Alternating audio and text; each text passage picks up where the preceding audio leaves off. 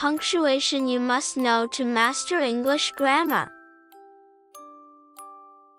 Full stop. Full stop is used to end a sentence. Question mark. Question mark indicates a question. Colon. Colon introduces a list, explanation, or quotation. Comma. Comma separates elements in a list or clauses in a sentence. Exclamation mark.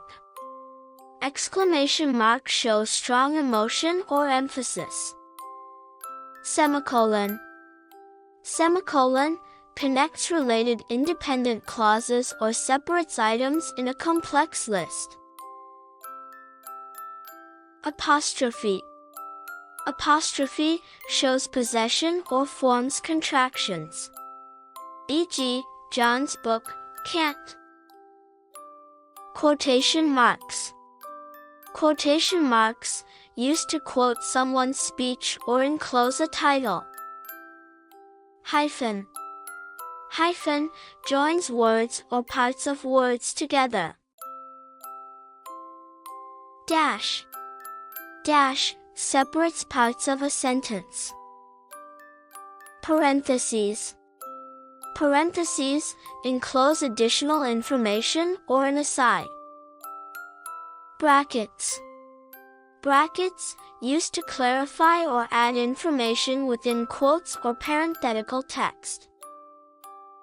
Ellipsis. Ellipsis indicates an omission or a pause. Slash. Slash separates alternatives. Asterisk. Asterisk often used to indicate a footnote or highlight text.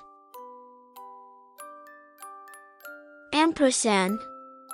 Ampersand means and, used mainly in informal contexts or logos. @ symbol. @ symbol commonly used in email addresses or social media handles. Caret. Caret used to indicate something inserted in text. Underscore. Underscore often used in file names or email addresses. Backslash. Backslash used in file paths or coding.